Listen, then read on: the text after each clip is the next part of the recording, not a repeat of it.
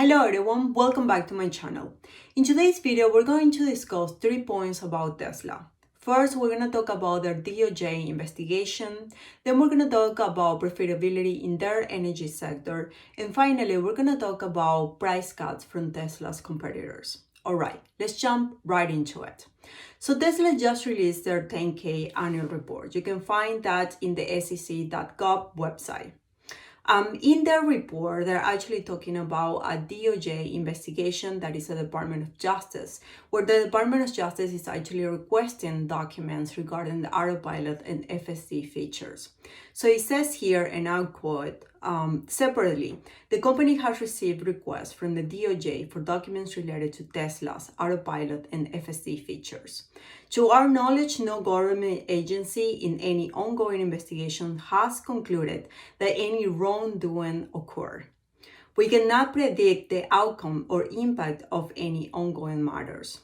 Should the government decide to pursue an enforcement action, there exists a possibility of a material adverse impact on our business, results of operations, prospects, cash flows, and financial positions. All right, so in my opinion, this is just something important to be aware of as an investor.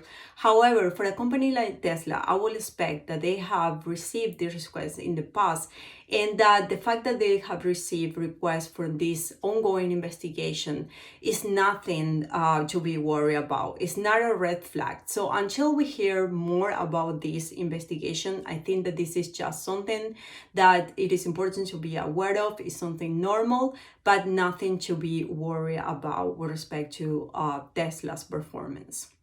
All right, on a second point, I think that it is important to bring this to people's attention as well regarding the gross margin on their energy sector. I think that a lot of people are not talking about this, but it's a very huge event for Tesla.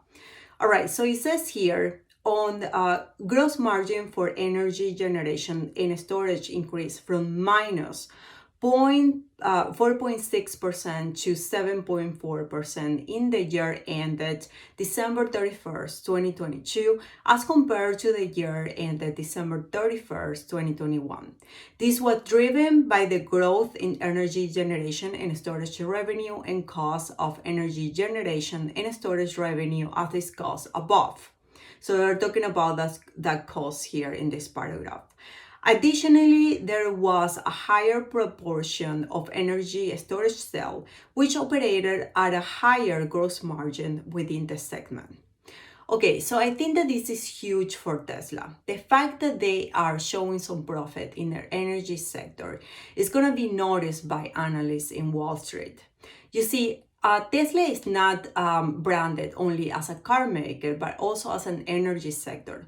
But most analysts in Wall Street, and in fact, most people who invest in Tesla just see Tesla as a car maker.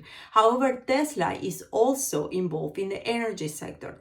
And as we see more profit from their business, then we're gonna start factoring this profit in, and so Tesla's value is gonna be increasing overall. So this is something to keep in mind, because remember when their car sector went from, or the car sales sector went from being unprofitable to profitable, basically it was huge for Tesla, because now it was not just a startup that it was losing money, but actually a business that it was profitable. And now with this new energy sector being profitable as well, that's just gonna add up to the value of Tesla even more. And we're gonna start hearing analysts mentioning this more and more when they value Tesla overall. So this is huge, and this is something to be aware of and to keep in mind as we move forward evaluating Tesla's performance. Okay, and the third point is regarding Tesla's competitors' price cuts. So we all know that Tesla cut their prices at the end of the year in China, the beginning of the year in the US. Now we all know that Tesla can do this because they are very profitable in their products. Competitors are trying to also apply the same strategy. But let's keep something in mind. Competitors are actually losing money in these products. And with this strategy of trying to compete with price cut from Tesla, basically they're just going to be losing even more money. Now, I'm not keeping up with every competitor individually and their stock price auctions, even though I heard that their competitors' stock price auction also declined. However, this is what I want you to keep in mind. We are all going to see the impact of all these price cut wars in the first quarter of 2023. So when we start seeing financial documents from Tesla competitors, we're going to see that these companies are not going to be able to keep up with Tesla's strategies. And they are either going to have to pivot that strategy, or they have to be just okay with losing even more money, which is really bad for investors.